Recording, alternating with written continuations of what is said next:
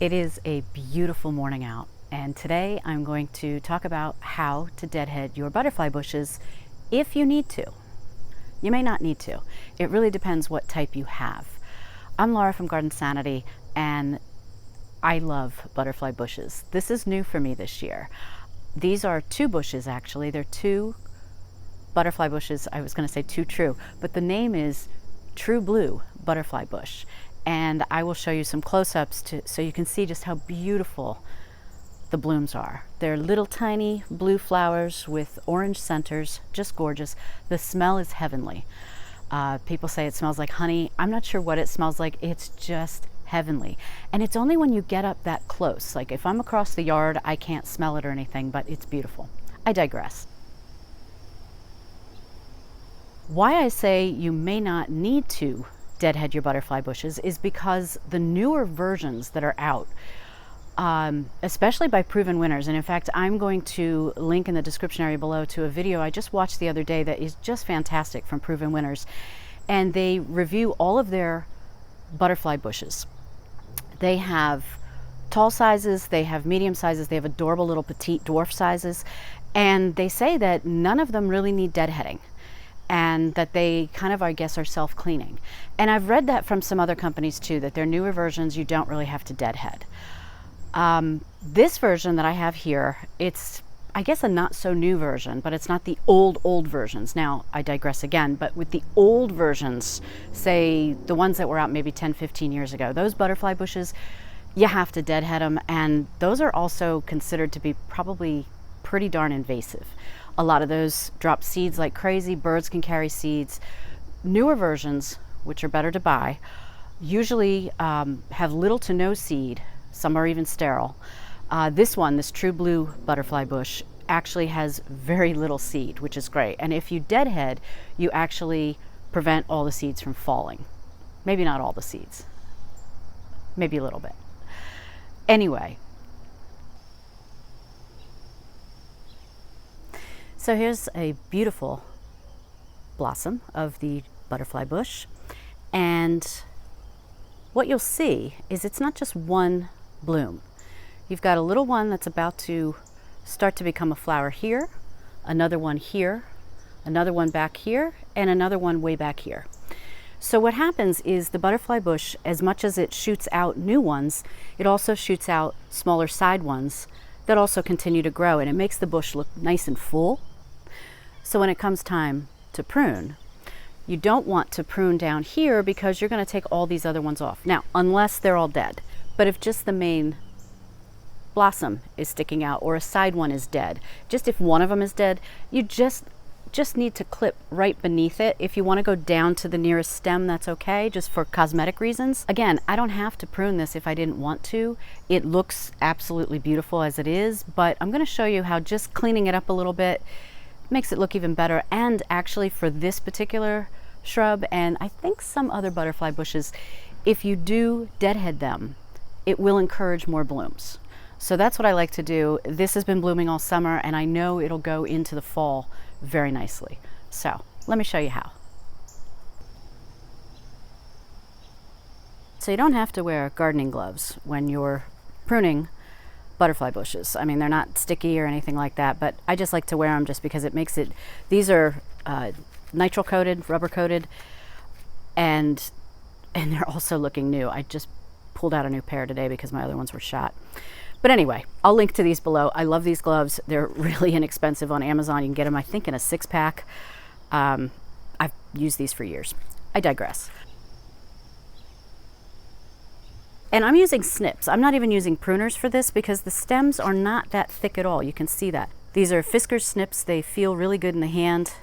They have a little spring right there. I got these 2-pack on Amazon, so you can always keep one maybe in the front yard, in the backyard. Really nice. I want you to look at this right here. Okay, so this is one section. Okay, so you have the center one right here that's already done.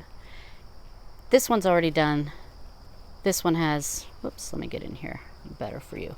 This one has just a few blooms left.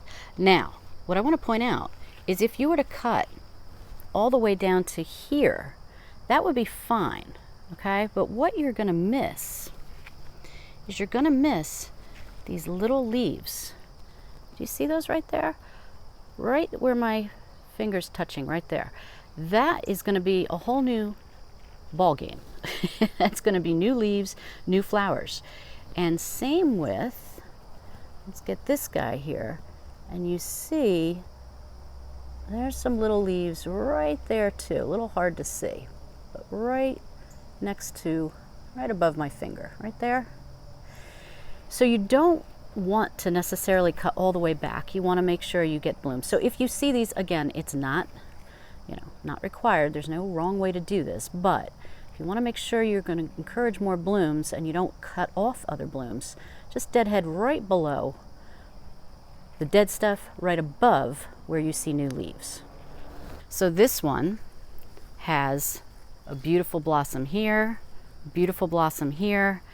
This one has a couple blossoms on the end, and this one's dead. So I'm going to take that right there, and again I'm left with two really beautiful looking butterfly bush blooms. I was trying to figure out how to say that. Butterfly bush blooms. Say that 10 times fast. Now, you're even going to see, if you have a really healthy bush, you're going to get blooms all the way inside. I mean, look at this. This goes all the way in, which is wonderful. So I'm just going to take more of these off.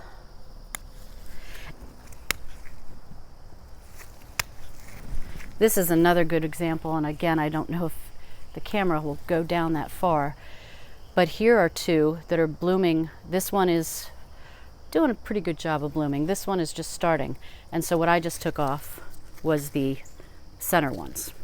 Now, here's another good example way down here where I just trimmed something off, and again, there are two little ones forming.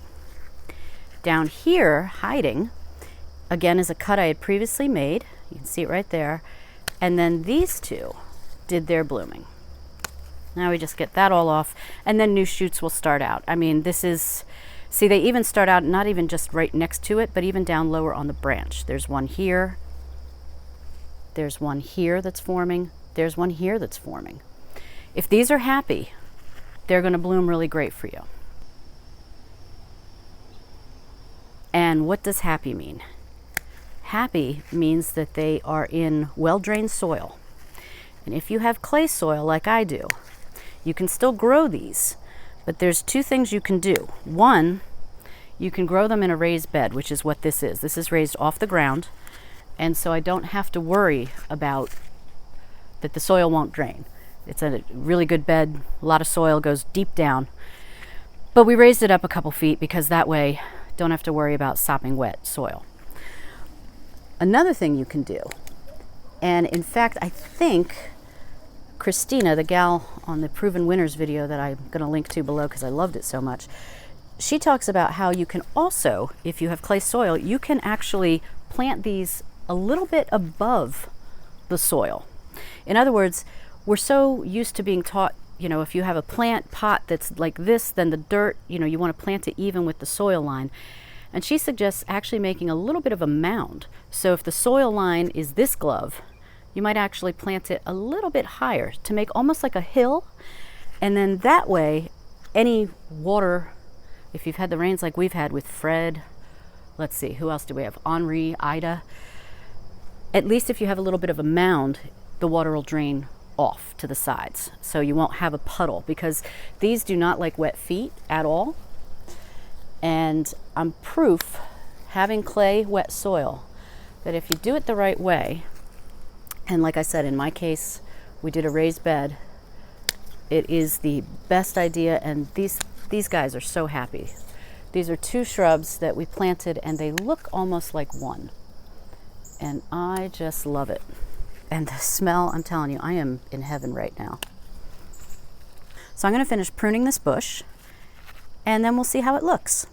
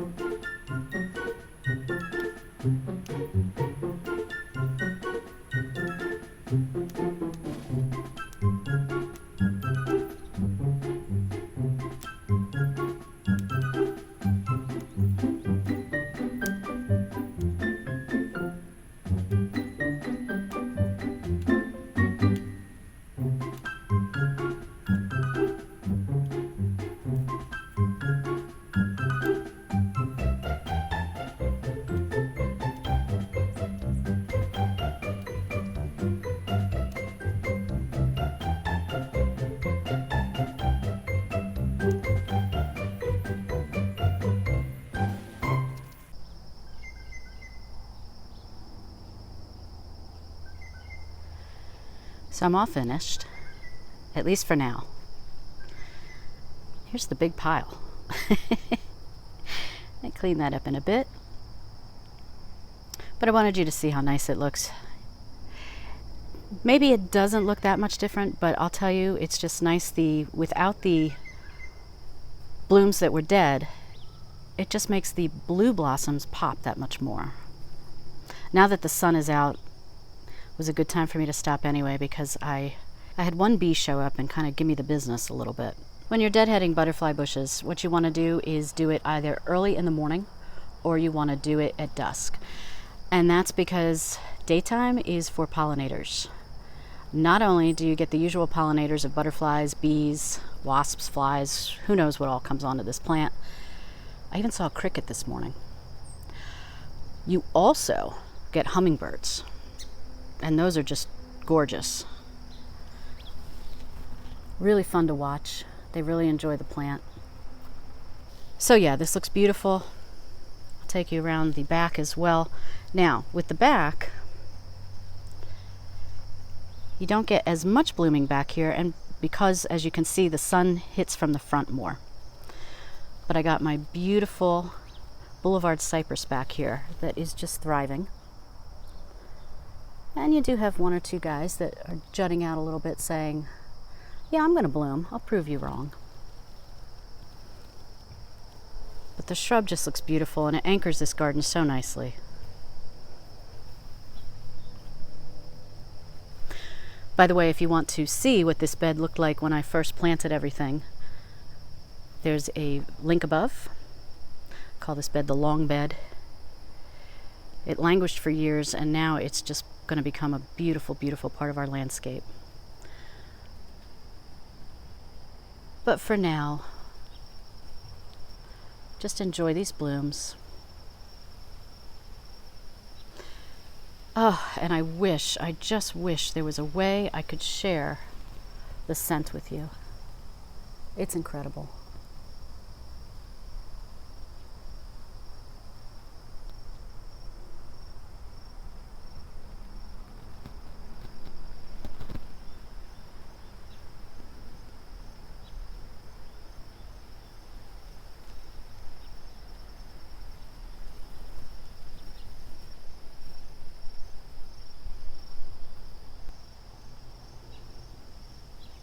So one last tip I have is also the most important.